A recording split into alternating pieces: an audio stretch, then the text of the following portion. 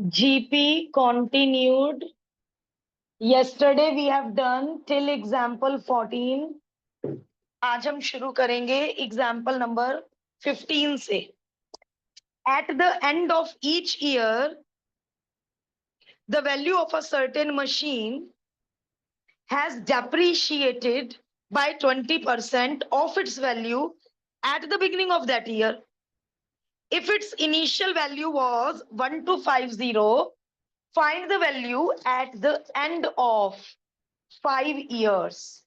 तो इसमें पहला तो सबसे बड़ा कंफ्यूजन T5 निकालेंगे, फिफ्थ टर्म निकालेंगे या सिक्स्थ टर्म. सोच के बताओ. शुरू में कितनी थी मशीन की value? 1 2. At the beginning, the value of the machine was 1250. अब बेटे 20% डेप्रीशिएट हो गई है, तो eight the end of year कितनी बचेगी? 20% डेप्रीशिएट हो गई है. सिंपल लेते हैं, 100 रुपए की थी कोई चीज, उसकी वैल्यू 20% घट गई, तो अब कितने की है वो चीज? 80 की. ठीक है. अब 20% घट गई, तो आप पहले 20% ऑफ 80 करोगे और फिर उसको 80 में से घटाओगे, तभी तो नई वैल्यू बताओगे. 20% डेप्रीशिएट हो गई. 20% मैंने इजी वैल्यू क्यों ली? समझाने के लिए. 20% ऑफ 100 इज 20, तो 20 डेप्रीशिएट हो गई, तो अब वैल्यू कितनी बची? 80. अब 80 का 20%, 80 माइनस 16, 10 में से 6 गया 4, 7 में से 1 गया 6, 64. अब कितनी बचेगी? 64 में से क्या माइनस करोगे? 20% ऑफ 64. तो हम ऐसे नहीं कर सकते, 80% निकाल लो, हम सब्ट्रैक्ट करने से बच जाओगे. पहले 100 था, 100 का 80%, 80, 80 का 80%, 64, 64 का 80%, 64 into 8 by 10. Are you getting my point? 20% घटाने की बजाय हमें पता तो है 80% वैल्यू बचेगी. तो जो चीज, जो मशीन पहले 1250 की थी, eight the end of the year वो कितने की रह जाएगी? 80% of 1250. Eight the end of the next year अब कितने की रह जाएगी? इसका 80%. आपको एपीबी बनाने की जरूरत नहीं है, ये बेटे मैं आपको समझाने के लिए बना रही हूं. नेक्स्ट ईयर कितना रह जाएगी?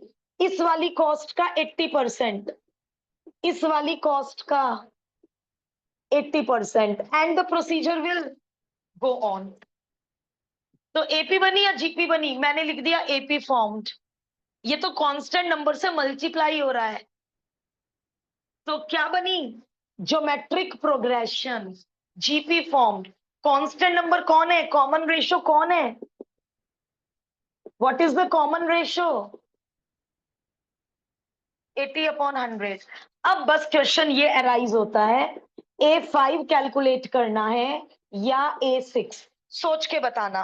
क्वेश्चन है find the value of the machine at the end of 5 years. सोच, सॉल्यूशन देख के मत बताना, सॉल्यूशन देख के तो मैं भी बता दूंगी. बेटा डिजिट, यहाँ डिजिट मैटर कर रही है या कॉन्सेप्ट मैटर कर रहा है? कॉन्सेप्ट समझ के. मैंने ये पूछा ही नहीं, आंसर बताओ. मैंने पूछा है फिफ्थ टर्म निकलेगी या सिक्स टर्म निकलेगी. डिजिट आप अपनी बुक की ले लेना, सब सिक्स टर्म कहते हैं, तो वेल एंड गुड. यहाँ बच्चा eight the end of 5 years पढ़कर T5 फिफ्थ टर्म निकाल आता है. अरे भाई शुरू में 100 थी, एक साल बाद फर्स्ट साल के एंड में ये है, तो ये A2 है ना. यदि मैं पूछती हूँ eight the end of first year क्या वैल्यू है मशीन की, तो आप 80 कहोगे ना, और 80 इस जीपी की फर्स्ट टर्म है क्या? यदि मैं पूछती हूँ eight the end of second year, तो आप कहोगे 2 साल बाद मशीन की वैल्यू 64 रह गई, तो 64 कोई सेकंड टर्म है क्या? हाँ, it is the third term. तो इसका मतलब value of the machine, value of the machine at the end of 5 years में आप सिक्स्थ टर्म निकालेंगे, फिफ्थ टर्म नहीं निकालेंगे. Put the value of A, put the value of R, get the result, and rupees mention कर देना. आन्या आप पढ़ के देखिए क्वेश्चन। 20% डेप्रिशिएट हो रही है तो कितनी बचेगी मशीन की वैल्यू? 80%, है ना? तो हमने 20, क्योंकि यदि मैं 20% ले रही हूँ तो बार बार सब्ट्रैक्ट करना पड़ेगा। 100 में से 100 का 20% सब्ट्रैक्ट किया, फिर 80 में से 80 का 20% सब्ट्रैक्ट किया, तो सब्ट्रैक्ट करने से बचने के लिए मैं 80% लेती जा रही हूँ पुरानी वैल्यू का, तो सब्ट्रैक्ट करने से बच। ये just to clear the concept. 100 का तो एग्जाम्पल लिया है। अब रजत आप न्यू बुक में जो डिजिट है प्लीज आप अपनी डिजिट से कर लीजिए। मेरे पास ओल्ड एडिशन था उसमें डिजिट 1250 है। कितने लोगों के पास न्यू एडिशन है? Raise your hand. मैक्सिमम के पास है। आपकी बुक में 1250 है और महक 1250 है डिजिट। ओके, कोई बात नहीं, मैं न्यू एडिशन निकाल लूंगी, अलमायरा में है मेरे पास। इन्होंने न्यू एडिशन में डिजिट्स चेंज करके दे दी हैं। ओके, धनिष्ठा 80% का कॉन्सेप्ट क्लियर है? Yes ma'am.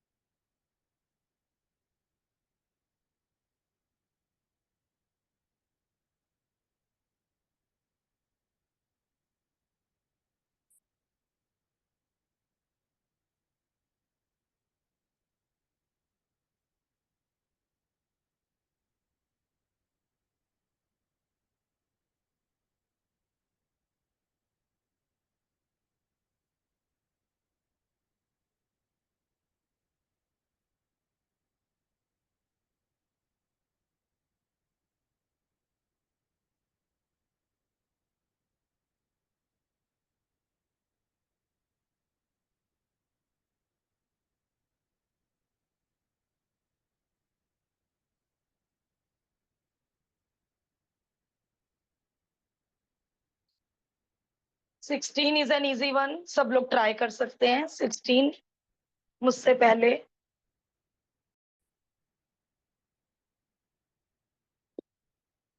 जिन्हों को 16 क्लियर है वेरी गुड। मैं एक बार 16 में क्लियरिटी दे दूं। रेक्टेंगुलर सॉलिड ब्लॉक की जो लेंथ ब्रेथ हाइट है वो एपी में है, जीपी में है। मेरे तो मुंह पे आज एपी चढ़ा हुआ है। Volume of the block, length into breadth into height. और जब भी वॉल्यूम गिवन होता है तब स्पेशल नंबर लिए जाते हैं। तो हमने लेंथ को ए अपॉन आर, ब्रेथ को ए और हाइट को ए आर ले लिया। Because the volume is given, R cancel out हो जाएगा और आपको ए की वैल्यू मिल जाएगी। अब आर की वैल्यू के लिए जरूर कुछ गिवन होगा। सरफेस एरिया, जब सरफेस एरिया के आगे कुछ वर्ड ना हो, what is given? Surface area is 252। जब सरफेस एरिया के आगे लेटरल, कर्व या टोटल वर्ड ना हो, you will always take total. 2 into length plus breadth, breadth into height, height into length is equal to 252.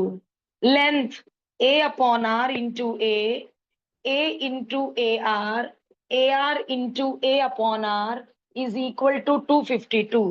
252 के नीचे जाकर reduce,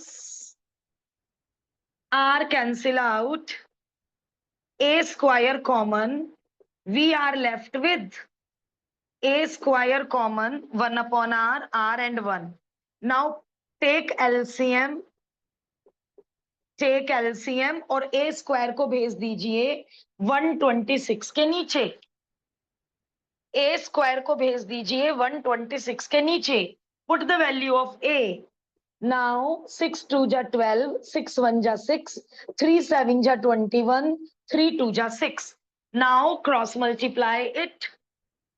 2 plus 2r square plus 2r is equal to 7r minus 5r. अब आप अपनी quadratic और मेरी quadratic book से check कर दो. Are we right? आप और मैं ठीक है, बुक से मैच हो रही है. बस आगे तो आपको आता ही है. स्प्लिटिंग द मिडिल टर्म, और स्प्लिटिंग द मिडिल टर्म के बाद दो cases. You will get the value of R. दो वैल्यू मिलेंगी और हमेशा की तरह आप दो केसेस बनाएंगे. जब R2 और A 6 हो, जब R हाफ और A 6 हो, then edges are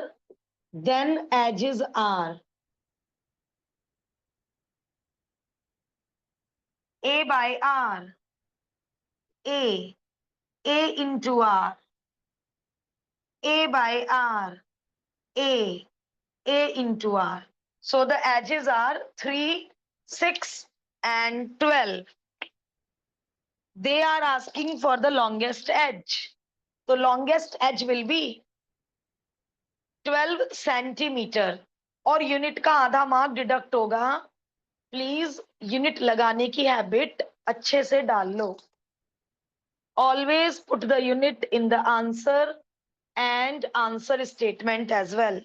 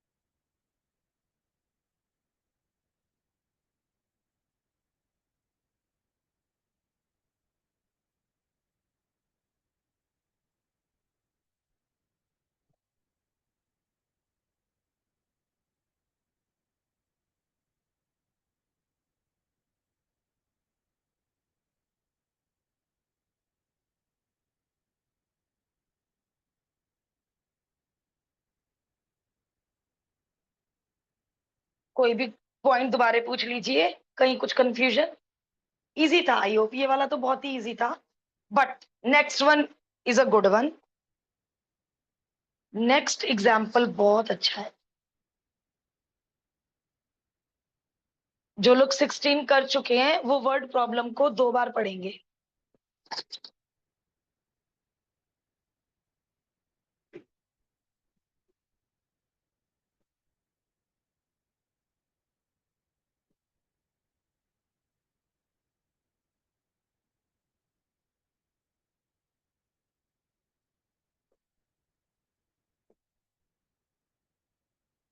पहले दिन कितने इन्फेक्टेड है, डिजिट्स ढूंढ ढूंढ के बोलिए.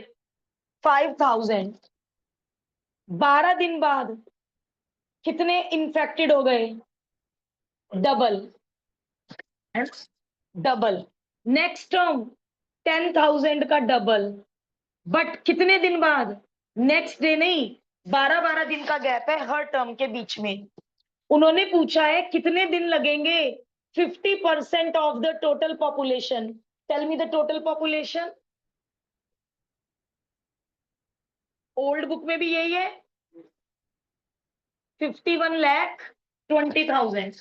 इसका 50% कितना होगा? बोलो, लाउड बोलो अद्विका. 25,60,000. उन्होंने कहा कितने दिन बाद पॉपुलेशन इतनी इन्फेक्टेड हो जाएगी। तो अब यहाँ पे क्या मिस्टेक हो जाती है स्टूडेंट से, फर्स्ट टर्म और कॉमन रेशियो तो आप बता ही दोगे। Let nth term be 50% of the population, ये भी सबको समझ आ रहा होगा। अब जहां पे स्टूडेंट गलती करता है वो स्टेप सुन लीजिए। r की पावर n-1, अब ये तो थोड़ा टाइम लगेगा कैलकुलेशन में। 1 2 3 1 2 3, 5 से डिवीजन, 5 5 जा 25, 5 1 जा 5, 2 जा 10, नहीं 5 2 जा यस। तो 5 1 2 इज 2 की पावर हाउ मच, 9। अब एक दो बार ये क्वेश्चन एग्जाम में आया है और स्टूडेंट्स लिख के आए हैं 10 दिन बाद पॉपुलेशन 50% रह जाएगी। Why 10 days is the wrong answer. हर डाटा के बीच में 12 दिन का गैप है और हम कह रहे हैं 10 दिन बाद पॉपुलेशन 50% रह जाएगी। तो अब सवाल उठता है 12 को कितनी बार काउंट करूं। कुछ स्टूडेंट 12 को 10 बार काउंट करूं, 120, नो 9 बार काउंट होगा 12। देखो बेटा, सेकंड टर्म के लिए 12 एक बार काउंट हो रहा है, थर्ड टर्म के लिए 12 2 बार काउंट हो रहा है। कब होगी पॉपुलेशन 20,000, 24 दिन बाद।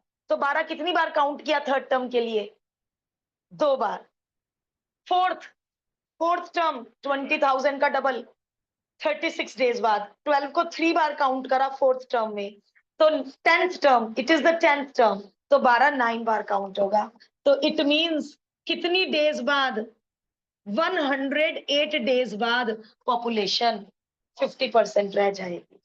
तो ये बस एक लास्ट पॉइंट थी, थोड़ा सा अच्छा है, बहुत टिपिकल तो नहीं है, बट हाँ जल्दबाजी में हम गलती कर सकते थे। हम आंसर 10 डेज लिख के आएंगे तो नंबर गए, हम आंसर 120 डेज लिख के आएंगे जल्दबाजी में कि अच्छा 10वीं टर्म है, 12 12 का गैप है, 12 10 जा 120। थोड़ा सा सोचना पड़ेगा रुककर। नाइस क्वेश्चन था, लास्ट का पोर्शन अच्छा है, शुरू का तो बिल्कुल इजी है। ये जो 12 डेज का गैप दे दिया ना, और कुछ लोग तो इस क्वेश्चन को छोड़ ही देते हैं कारण कि मैम 12 डेज का रोल समझ नहीं आ रहा था, हमसे जीपी नहीं बनी।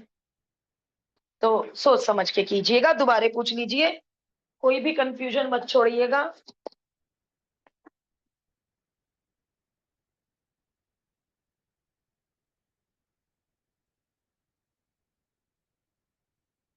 और यस मेरा तो बहुत रफ वर्क है बेटा।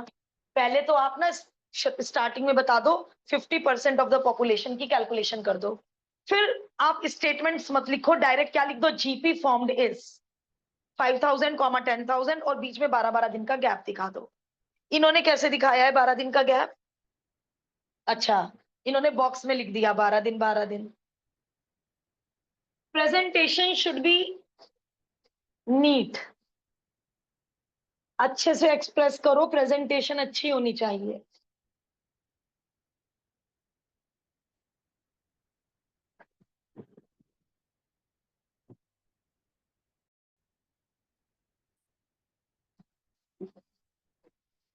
पता है नेक्स्ट एग्जाम्पल, अभी आपको आगे कंपाउंड इंटरेस्ट का चैप्टर आएगा, तो जब हम उस चैप्टर में क्वेश्चन करेंगे, ये क्वेश्चन तो एग्जाम में आना ही नहीं चाहिए। किसी को पता चल रहा है कि ये जीपी चैप्टर से है या कंपाउंड इंटरेस्ट वाले चैप्टर से है।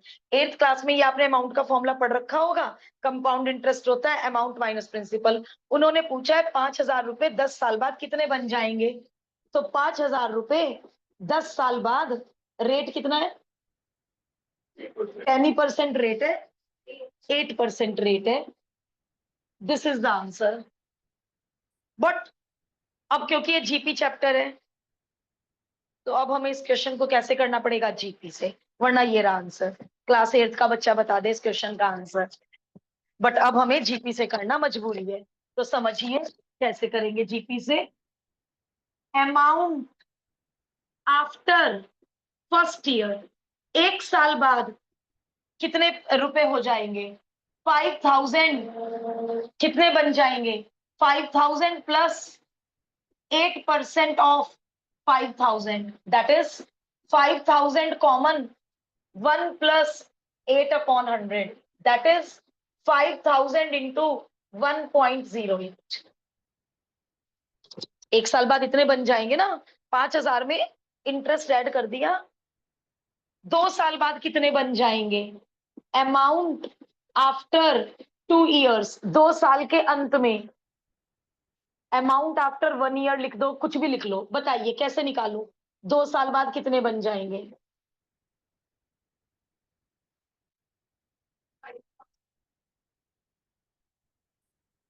कहां से आया? ऐसे जीपी बना के दिखानी है ना। तो आप ये कहो जानवी कि मैम अब ये प्रिंसिपल हो गया नेक्स्ट ईयर के लिए। 5,000 इतने बन गए ना एक साल बाद, अब बैंक में इतने हैं, तो अब इसमें ऐड होगा इसका 8%। अरे हमारे 1,000 रुपए थे, अगले साल 1,200 हो गए, अब 1,200 में इंटरेस्ट ऐड होगा ना। तो अब इसमें इंटरेस्ट ऐड होगा 500 इंटू 1.08 में कितना इंटरेस्ट ऐड होगा? इसी का 8%। अरे जैसे वैल्यू ऑफ द मशीन की थी, पहले मशीन 1250 की थी, अगली बार 80% रह गई, यहां हमें ऐड करना पड़ेगा। चलिए कितना, क्या कॉमन? 500 इंटू 1.08 कॉमन, क्या बचा ब्रैकेट में? 1+8/100, जो दोबारा 1.08 हो जाएगा ऐड होकर। अब आपने 2 टर्म दिखा दिए हैं, एक टर्म और दिखा देना और उसके बाद कह देना कि कब तक दिखाएंगे। एपी और जीपीओ 3 टर्म एनफ, एक टर्म और दिखा देना, अमाउंट आफ्टर 3 इयर्स। उसके बाद कहना जीपी फॉर्म्ड इज, बोलो फर्स्ट टर्म। अरे 2 टर्म बहुत है, क्योंकि फर्स्ट टर्म तो 5,000 है ना, पहले पूरे साल तो बैंक में 5,000 है ना, दूसरे साल, एक साल के बाद, दूसरे साल की बिगिनिंग में 5,000 था, ये 500 था। नुकसान कर दिया बंदे का। सही बात है। कॉमा, 2 साल बाद कितने हो गए उसके? And the procedure will go on. अब उन्होंने पूछा है 10 साल बाद कितने पैसे होंगे, और बच्चा इसमें A10 निकाल के आ जाता है, जैसे उसमें वैल्यू ऑफ द मशीन में A5 निकाल के आ जाता है स्टूडेंट। इस क्वेश्चन में मैंने मैक्सिमम बच्चे को A10 निकालते हुए देखा है। क्या निकालेंगे? 11th term. क्यों निकालेंगे बेटा 11th टर्म?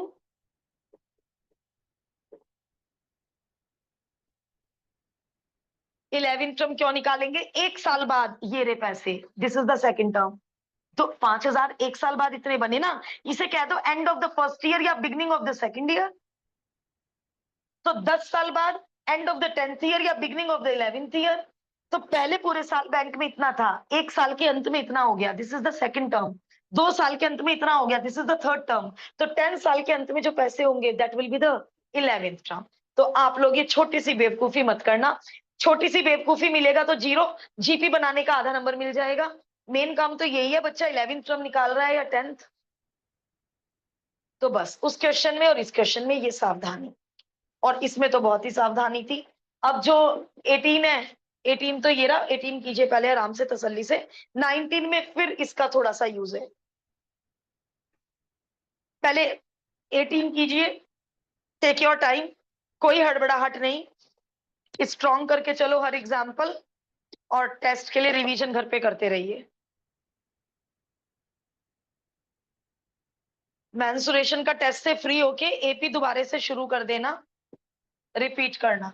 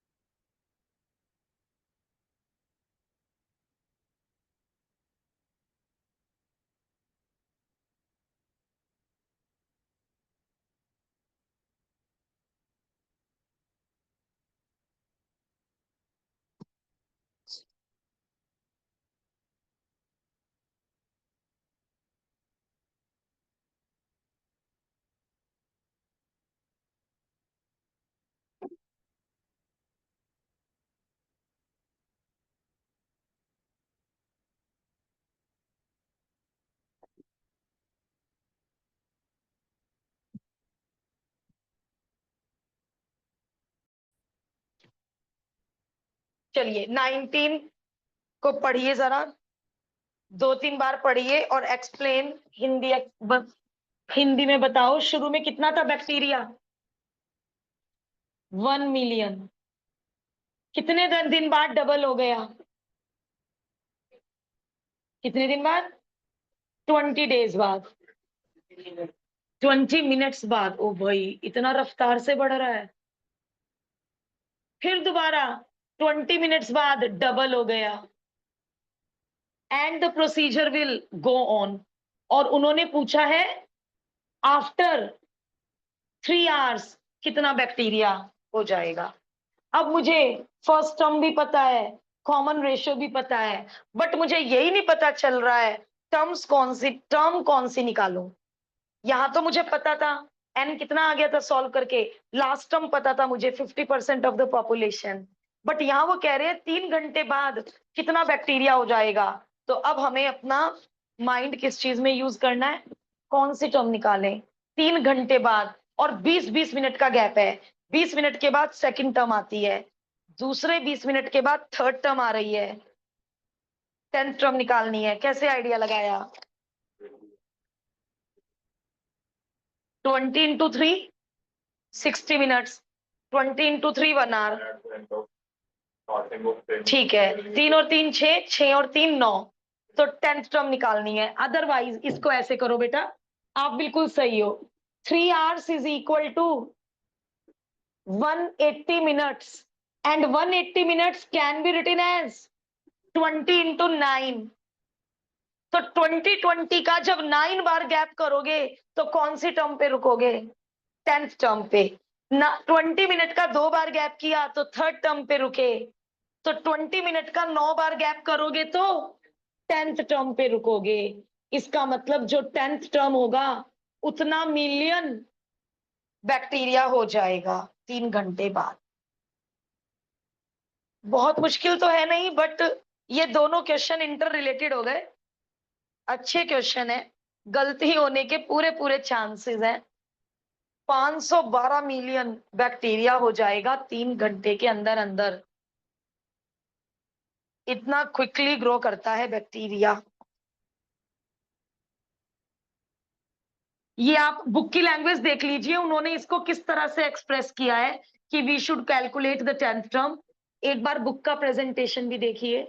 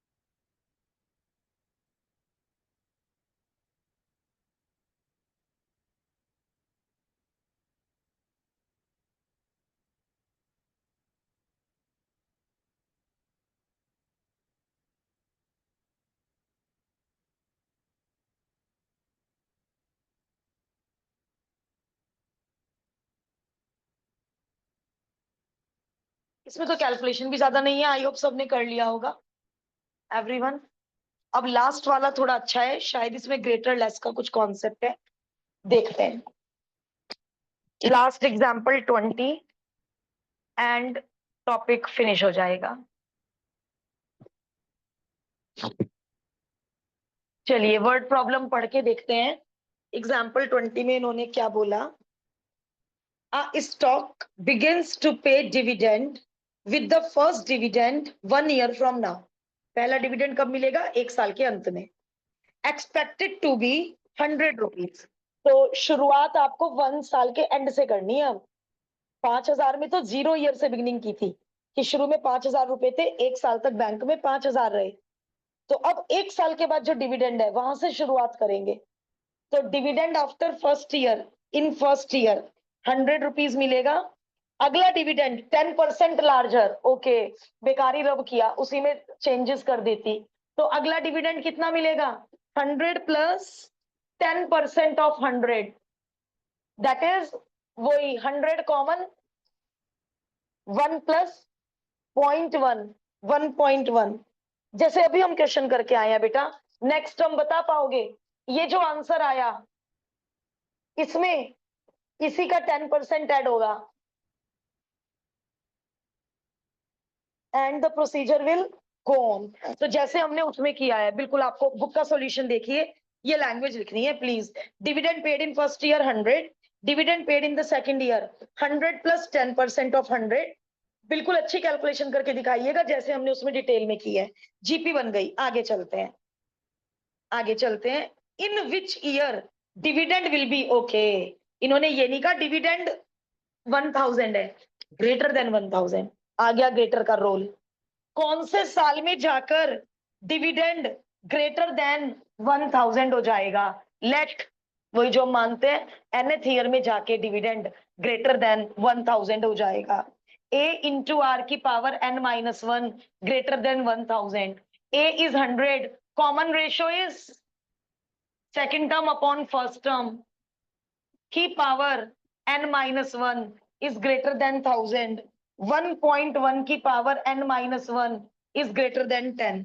अब आप लोग तो कर पाएंगे, इनको दिक्कत आएगी लक्ष्य को, क्योंकि इन्होंने लॉग नहीं पढ़ा।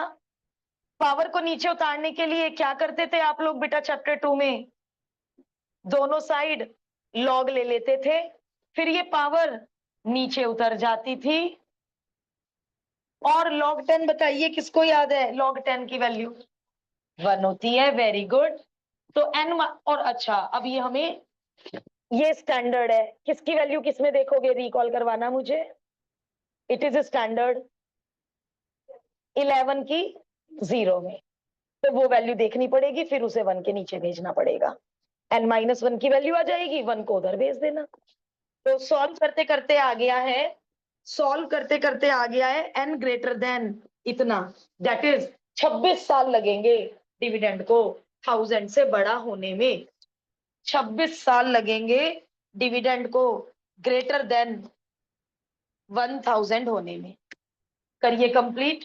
log 11 आपको लक्ष्य है यहां छोड़ना पड़ेगा बेटा क्वेश्चन, है ना, क्योंकि log का भी हमें एबीसीडी भी नहीं आता, तो आप यहां छोड़ दीजिएगा question.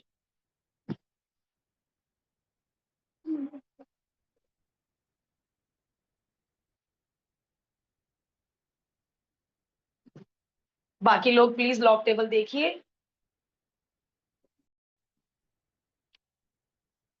Exercise 6.4 doubts in first 10 questions. Easy है, कैसा भी क्वेश्चन है, नहीं हुआ है तो doubt लिखवाओ।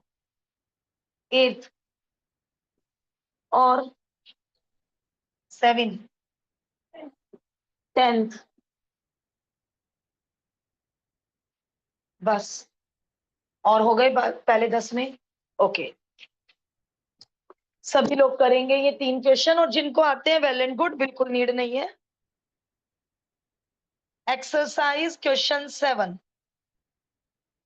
Fifth term is p, a r raised to power 4 is p, sixth term is 8, sorry 8 नहीं, q, eighth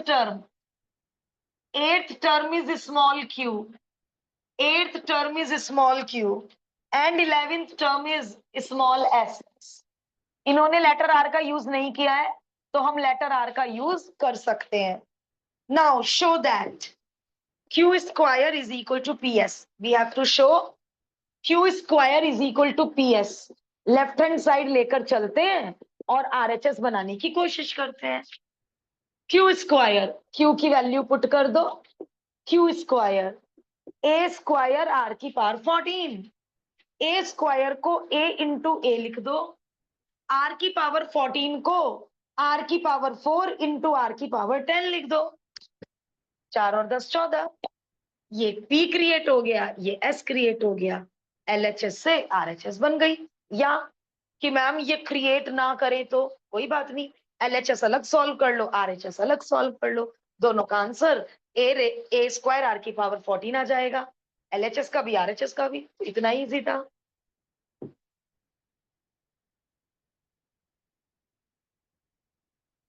इतना ही इजी था, एलएचएस से बड़े आराम से आरएचएस क्रिएट हो गई।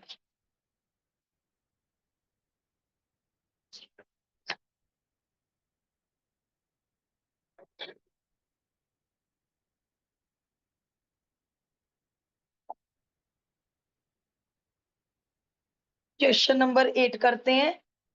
ए B C are in AP, बीच वाले का ट्वाइस, कॉर्नर वालों का सम। शो दैट 3 की पावर ए, 3 की पावर बी, 3 की पावर सी शो करना है आर इन जीपी। ये है क्वेश्चन, बढ़िया। कैसे शो करूं? 3 की पावर में पहुंचा दिए ए बी सी, कैसे शो करूं? 3 की पावर ए, 3 की पावर बी, 3 की पावर सी जीपी में होंगे।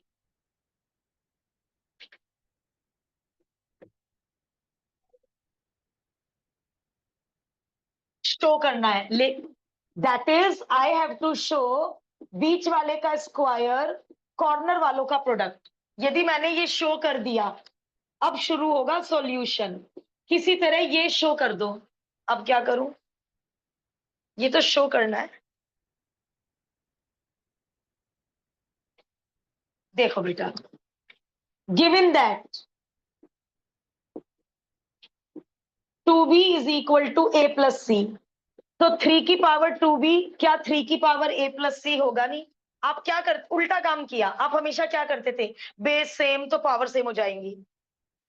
आज मैंने उल्टा काम कर दिया। आया ये स्टेप समझ में? और this can be written as this way, क्योंकि बेस सेम है तो पावर सेम हो जाएंगी, यानी मैंने कुछ गलत काम नहीं किया। अब बेस 3 क्यों लिया? भाई मजबूरी है हमारी। बेस 2 भी ले सकते थे, बेस 5 भी ले सकते थे, दोनों तरफ सेम बेस लेना था, जानबूझ के 3 लिया। इसको क्या लिख सकते हो? पावर की पावर आपस में मल्टीप्लाई हो जाती है, तो 2b को क्या लिख सकते हो? और फिर law of exponent, base same, बीच में मल्टीप्लाई, पावर आर एडेड। तो क्या शो कर दिया आपने? देयरफॉर ये पहली टर्म, ये दूसरी टर्म, ये तीसरी टर्म, ये तीनों टर्म हाँ जीपी में है। क्या लाजवाब क्वेश्चन था बेटा। अपने आप बेस क्रिएट किया गिवन को लेकर। कितना बढ़िया और डिफरेंट क्वेश्चन, ऐसा तो कोई एग्जाम्पल भी नहीं था। ये क्वेश्चन तो अच्छा था बहुत।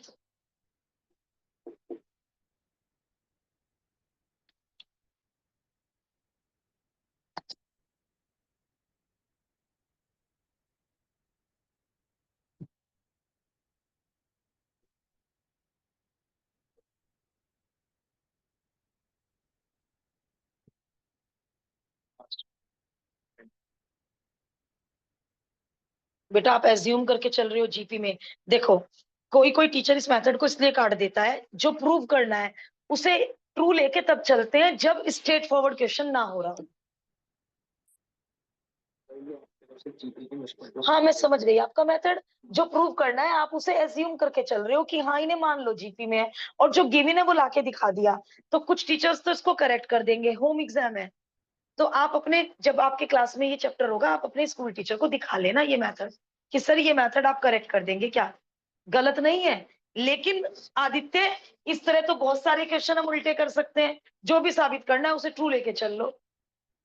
तो ये मजबूरी में किया करो ये मेथड, गलत नहीं है। जब कोई क्वेश्चन स्ट्रेट फॉरवर्ड ना हो रहा हो कि भाई मजबूरी थी, एज्यूम करके ही हुआ ये क्वेश्चन। मैं शायद फुल मार्क्स दूंगी इस सॉल्यूशन पे। तो एक बार स्कूल टीचर को जरूर दिखा लेना। Question number 10। यार ये कैसे डाउट में आ गया? ये तीनों इक्वल है, के लेके नहीं होगा क्या ये तीनों इक्वल है तो लेट तीनों का आंसर के मान लिया। एबीसी जीपी में गिवन है, okay. X Y Z unequal है और पॉजिटिव है। शो दैट 2/y 1, ये शो करना है। ए की पावर एक्स बी के इक्वल, कॉमा बी की पावर वाई भी के इक्वल कॉमा सी की पावर जेड भी के इक्वल, एक्स पावर उधर जाकर रेसिप्रोकल हो गई, पावर दूसरी साइड जाकर रेसिप्रोकल हो जाती है। नाउ गिवन में सबकी वैल्यूज भर दो, बी की भी वैल्यू भर दो, ए की भी वैल्यू भर दो, सी की भी वैल्यू भर दो। पावर की पावर मल्टीप्लाई हो जाती है, बेस सेम बीच में मल्टीप्लाई हो तो पावर ऐड हो जाती है। अब दोनों तरफ बेस सेम है तो इसका मतलब पावर भी सेम होंगी, एंड हैंस प्रूव्ड।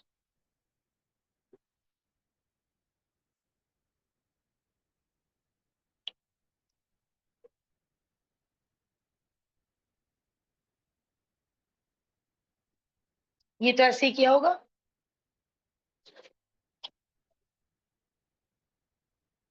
आपको ये मेथड बिल्कुल पसंद नहीं आ रहा है, ठीक है, ओके।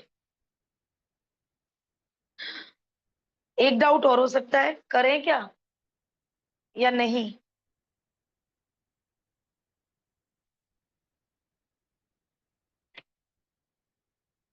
वर्ड प्रॉब्लम सब एग्जाम्पल जैसी हैं।